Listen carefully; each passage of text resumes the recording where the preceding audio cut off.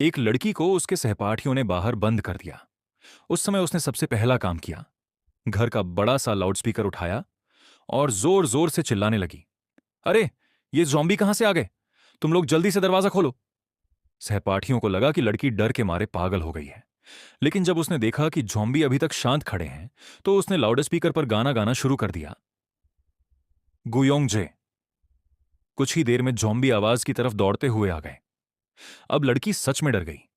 अपनी आंखों से ज़ॉम्बी देखकर उसे एहसास हुआ कि वे कितने डरावने होते हैं। जब उसे लगा कि अब उसकी जान जाने वाली है, तभी अचानक एक आदमी आया और उसने सभी ज़ॉम्बियों को गिरा दिया। लड़की अपने रक्षक को अपनी ओर आते देख खुशी से उसके गले लग गई, लेकिन जब उसने ध्यान से देखा तो पता चला कि वह आदमी खुद भी एक ज़ॉम्बी है। घबराकर लड़की ने अपनी परनानी का दिया हुआ क्रॉस निकाला और आमेन पढ़ने लगी, पर उस पर कोई असर नहीं हुआ। फिर उसने मोजे से गुरुजी का दिया हुआ ताबीज निकाला।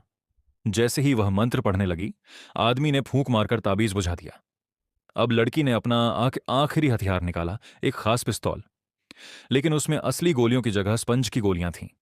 अब उसके पास कोई रास्ता नहीं बचा था। वह भागने ही वाली थी कि आदमी ने उसे कंधे पर उठा लिया और अपने ठिकाने पर ले गया। लड़की को लगा कि वह उसे खाने से पहले नहला धुला रहा है, लेकिन नहाने के बाद भी उसने कुछ नहीं किया। लड़की ने सोचा, जब लड़ नहीं सकते तो साथ ही जुड़ जाओ, लेकिन आदमी ने उसे नुकसान नहीं पहुंचाया। उल्टा उसके उंगली के घाव को हल्के से छाटकर ठीक करने लगा। दरवाजे पर खड़े बाकी ज़ॉम्बी हैरान थे। बॉस ने तो कभी हमें ऐसा प्यार नहीं दिया। फिर वह आदमी लड़की को सुपरमार्केट ले गया और कहा कि जो मन हो खाना चुन लो, लेकिन लड़की की खुशबू से बहुत सारे ज़ॉम्बी आ गए।